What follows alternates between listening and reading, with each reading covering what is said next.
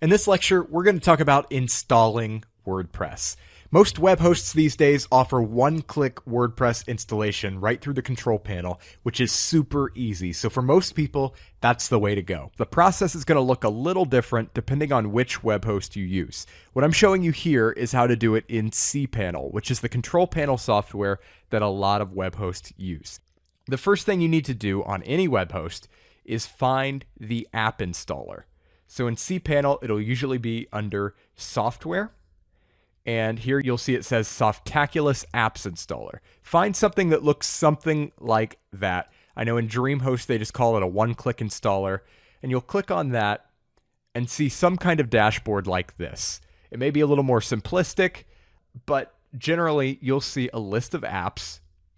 WordPress will almost always be the first one because it's so popular. And all you have to do is click install. Once you've done that, you'll see a page like this where we can enter some information about your WordPress install and get it set up. So first you want to choose the protocol. Now generally you're going to choose HTTP here. You can also choose HTTPS if you have SSL set up on your server. And then you can also choose whether you want www dot to be part of the URL or if you just want HTTP. So I'm going to go with HTTP. Then you choose the domain. If you only have one domain, it should automatically be here, or you can choose it from the dropdown. So I'm going to go with example.net for this example installation. In directory, this is the folder where you're going to install WordPress on this domain. So whatever you put here, it's going to be example.net/WP or example.net/blog. or example.net/WordPress. If you don't want it to be /anything, then you delete that and it'll install it directly on example.net. So I'm going to leave it blank, and you most likely want to leave that blank as well. Site settings. These are pretty self-explanatory. You want to name your site. I'm going to call it My Example Site.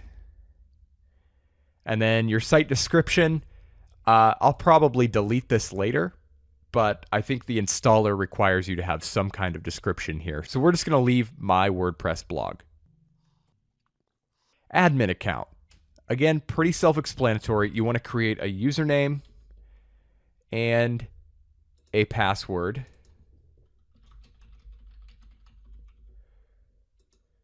And then you want to enter your email address. This is where you'll receive notifications from your WordPress install. Choose your language. Limit login attempts with Loginizer. We're going to check this, and I will explain exactly what that is and what it does a little later. You don't really have to dig into the advanced options here. And then you can select a theme if you want to. We're going to talk about themes later and how to actually find themes from within the WordPress dashboard.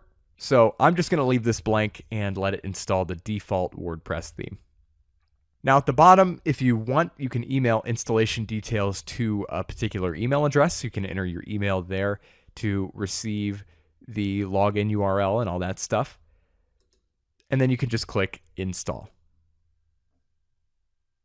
And again, this will look a little different depending on which web host you use, but it should look pretty similar. So here we have it. It says, congratulations, the software was installed successfully. So it'll show you your URL and your administrative URL. So this will be your site. We'll go ahead and open it, example.net. And we should see a blank WordPress site here with the default theme. Looks good. We have our hello world post there. We can go back. And then the administrative URL is example.net/WP-admin. And this is where we can log in to our WordPress site. And here we are. So that's all there is to it. You may need to adapt those steps a little bit to your web host, but it should look something like that.